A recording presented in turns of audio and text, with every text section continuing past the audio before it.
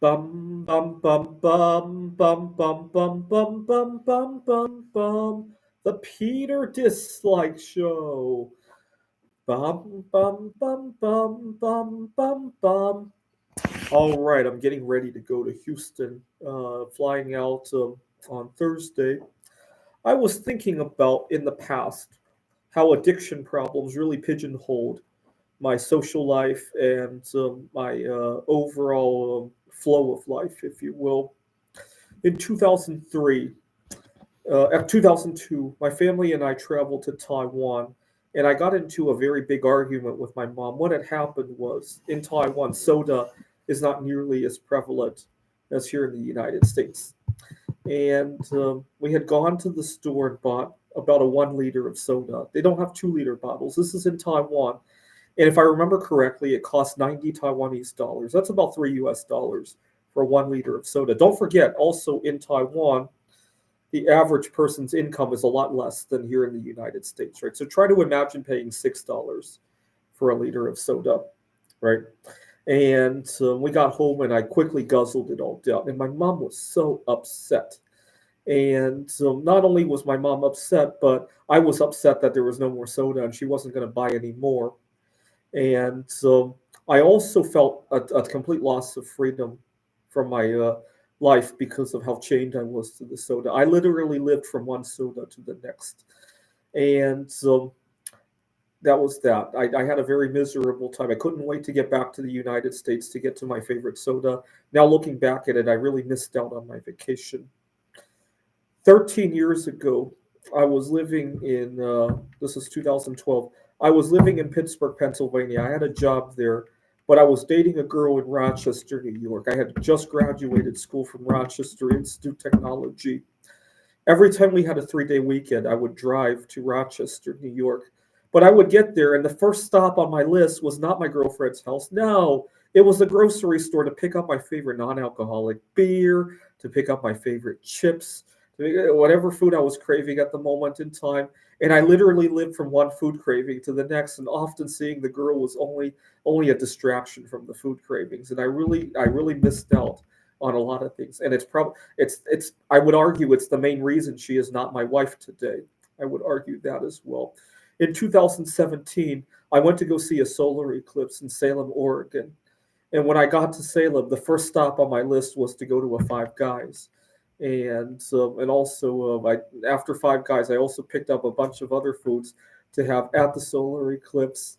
And once again, I missed out on the main attraction.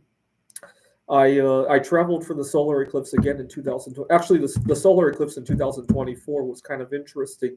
I wasn't craving all that much food at that moment in time, but I made sure to go to a Five Guys anyway. And the reason for that is that I was thinking about how much good luck it brought when I went to Five Guys at the last solar eclipse, right? The 7 years in between those two eclipses were some of the best years I ever had.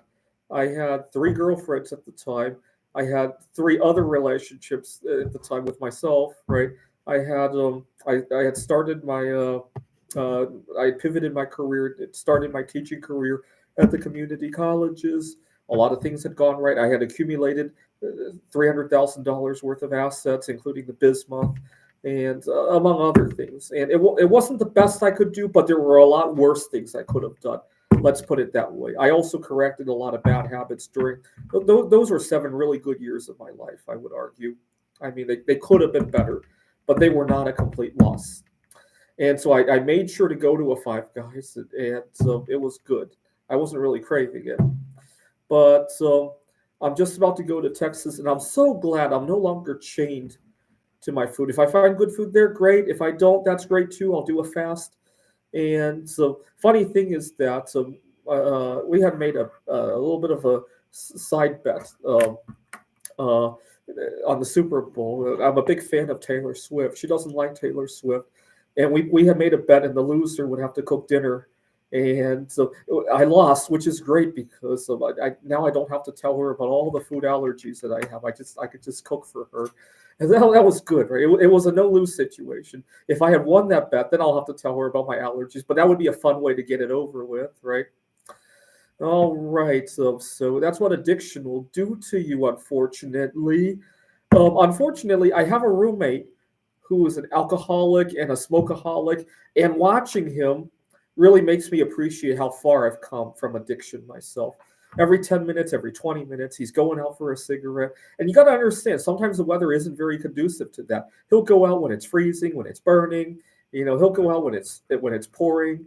And I cannot imagine being so compelled to inhale radioactive smoke that you're willing to put up with all sorts of shit to do it, right? At least with my eating disorder, I never really went out when it was dangerous. The other day, he misplaced his cigarettes.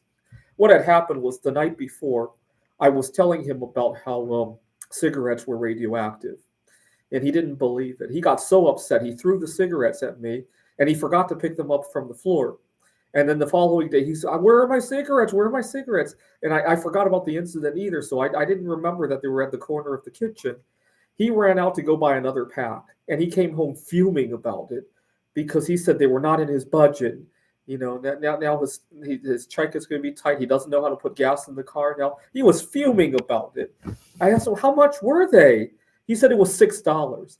$6 is going to break the budget to the point that he can't drive to work. That's how tight he let everything get because of his smoking habit. See, when I was dealing with compulsive eating, I don't think I ever got tied down to the last $6. No, I was still making art. I was still buying precious metals. I was still traveling to go see my girlfriend and all that, right? And he has an even more extreme form than I did, right? And it makes me realize how far I've come from my food addiction. I kind of feel sorry for him.